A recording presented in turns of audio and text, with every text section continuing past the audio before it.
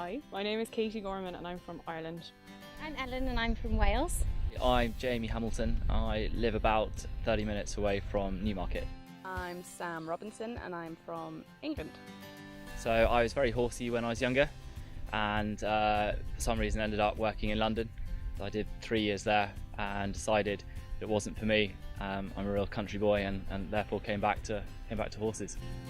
My grandparents were into racing. They had a couple of pointers when I was younger, and I lived next door to a small racehorse trainer, so I used to ride out there when I was younger.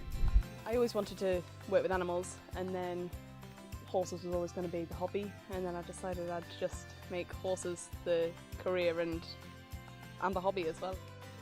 We have horses at home and we're mostly National Hunt, but we'd have a selection of flat mares as well. So we'd foal about 120 ourselves. So I got the bug early.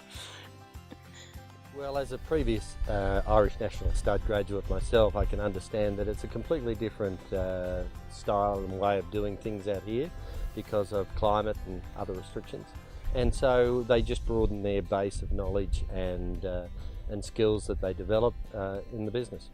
Yeah, I mean it's great to see a different way of doing it. Obviously everything is done outdoors here, and there isn't quite so much mucking out, which is always nice when you're starting at the bottom. It's lovely. It's a lot nicer. It's almost more relaxed than UK, probably just because there's less mucking out to do. They get to do a wide range of things, from working with the stallions, covering yard, brood mares, yearlings. So there's a lot of experiences to be had working on an Australian farm, in particular a large farm like Arrowfield. The management of horses here is much different to home. So obviously you're dealing with bigger volumes. So that is probably the biggest thing I've learned, using pens and gates and crushes, organising things differently rather than just bringing 10.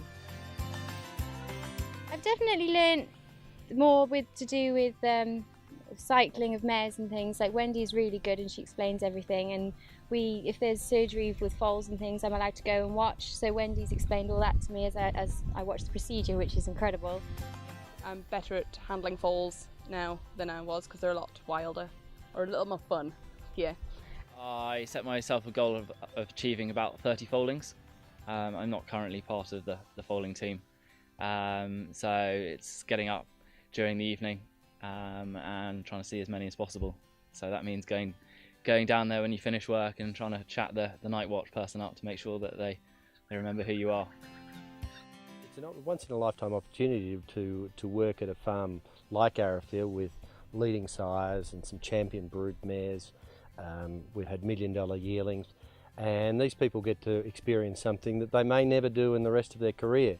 So that's something that they'll look back on, and I'm sure they reflect on with others. That was a tremendous opportunity, and for them a springboard to bigger and better things and more senior roles at other farms both in Australia and around the world.